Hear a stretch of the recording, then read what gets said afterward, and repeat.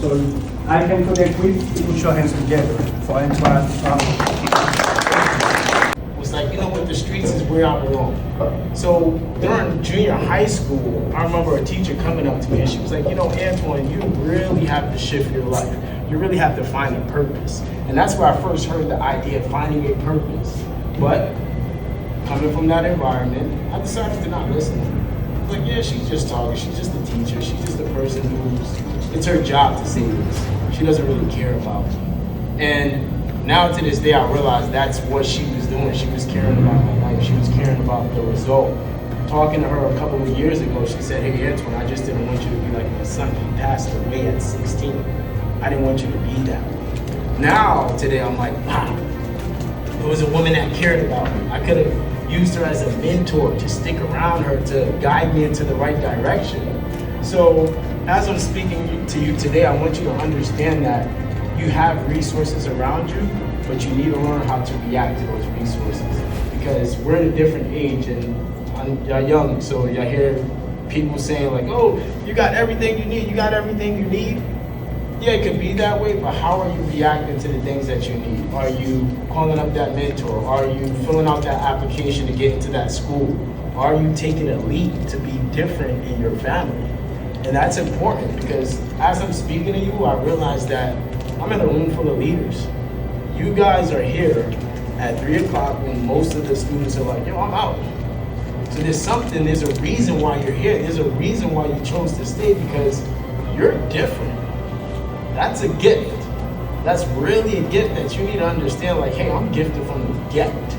So me personally, during junior high school and high school, I was around a lot of violence.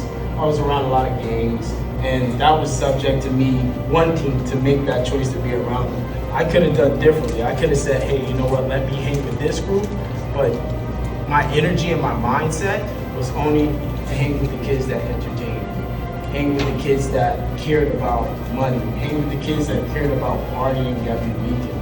And it affected me. It literally got to the point where my mother said, hey, you know what?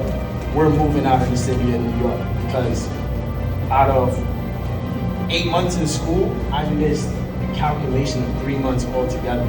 So that's 90 days of school that I cut out just to hang on the block.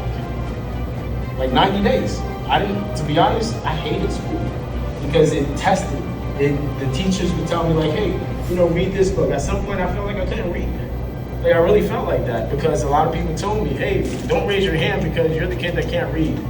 And I'd take that with me, I'd go home, I'd look at a book, my mom would say, come read, and I'm like, nope, I'm not doing that. So you have to understand that, yeah, you're in an environment where people are gonna say negative things about you, but it's all about what you say about yourself. What you say about yourself will determine your outcome. So you have to shift the words that you're saying, you have to like really have good affirmations. Like one thing I want y'all to say today, right? I want you to say, I am great. Everybody, like literally say it right now. I am great. I am great. I am wise. I am wise. I am the one. I am the one. See how you feel? You feel a little bit different, right? Some of y'all already know y'all the one. Y'all like, I say that every morning.